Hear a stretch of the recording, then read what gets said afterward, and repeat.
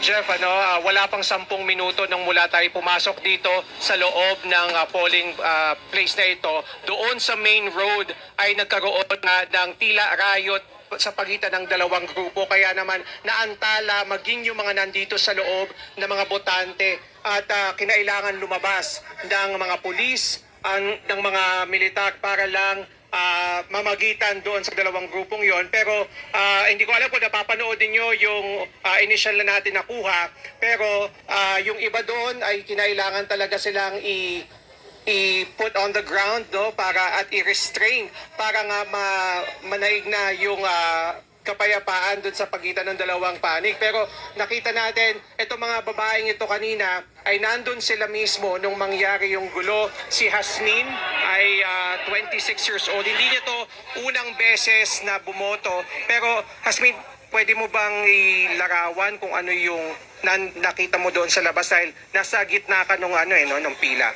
Nagkakagulo po na tumakbo na kami doon sa may gilid kasi baka madamay kami. Yun lang po yung nakikita ko kasi nagsitakbuhan na yung mga tao, tumakbo na din kami. Pero may mga narinig ka ba kung paano to nagsimula? Meron ba nagsigaw o may nambato? Kasi meron tayo nakitang... Wala, yung mga tao lang, nagsitakbuhan na rin kami. Yun Ikaw, lang. sabi mo kanina habang nag-uusap tayo, ang gusto mo lang naman ay bumoto. Oo. Pero nung mangyari yon at nung maipit ka sa gitna ng gulo na yon, ano yung nangingibabaw sa iyong pakiramdam? Natatakot kami. Pero andito pa rin kami, buboto pa rin kami. So kahit anong gulo, hindi niyan mapipigilan yung kagustuhan ninyo. Okay, sige. Maraming salamat, Hasmin, at ikay mag-iingat, ha?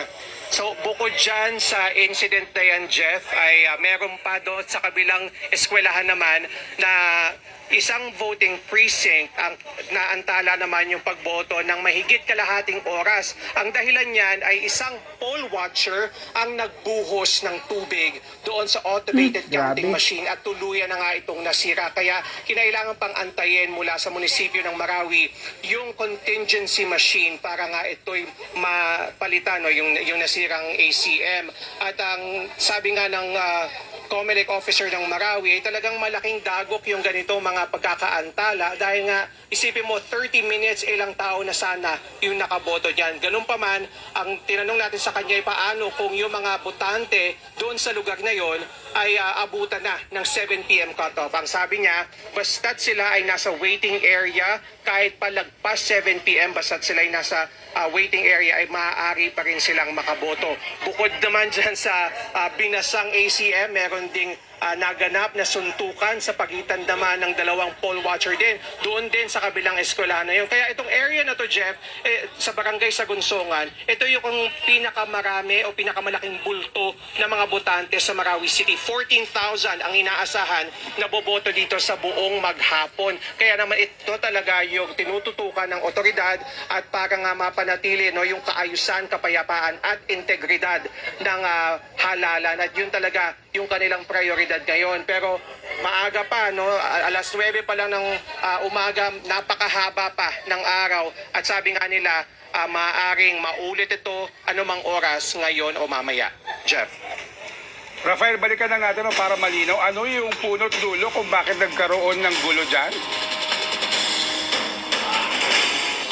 Oo, Jeff, ang sinasabi ng pulis, no, meron dalawang mga supporters yung magkabilang grupo at ang ginagawa ng bawat isa ay o ng isa sa kanila ay gustong i-hamper, no, gusto nilang maantala o ma-delay yung halalan. Bigyan kita ng isang example, no, sinabi ng Marawi City OIC na pulis na si Colonel Pagayawan, merong isang poll watcher na may dalang master list ng mga poll watchers, bagay na bawal at hindi talaga allowed dahil pag ikaw ay isang poll watcher, ang trabaho mo lang, ang duty mo lang ay pumasok doon sa polling precinct at bantayan, no, o manood ng proseso ng pagboto at hindi ka dapat manita ng mga kapwa mo watcher o kaya manita ng mga botante. At yun nga yung isa sa mga nakikita nilang dahilan kung bakit nga nagkakaroon ng tensyon, no, sa pagitan ng magkakaibang grupo ng mga supporters at ng mga poll watchers ng mga kandidato, Jeff. Rafael, nandiyan ka sa Sagunsongan kung saan yan yung barangay na binubuo ng mga na-displace mula doon sa lugar sa Marawi ng kung saan nangyari yung ng gera no noong 2017 at nung 2022 elections delayed na talaga diyan yung botohan dahil nga sa dami ring aberya. Dahil ba sa nangyari niyan mas naantala ba yung pagboto ng ating mga kababayan diyan?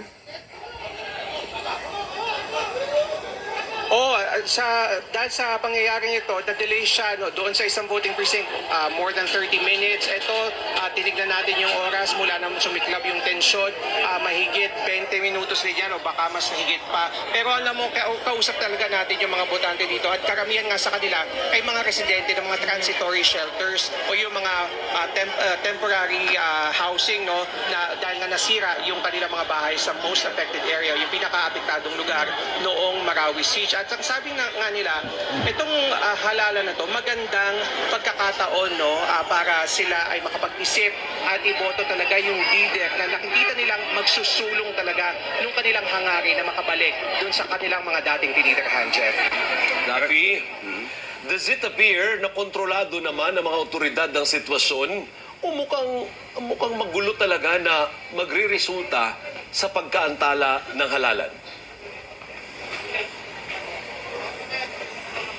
Alvin, nagkaroon lang ng konting putol sa iyong tanong pero baka pwede mong maulit. Lumilitaw ba na kontrolado naman ng mga otoridad ng sitwasyon o mukhang whether we like it or not talagang maaantala ang pagboto ng ating mga kababayang Muslim?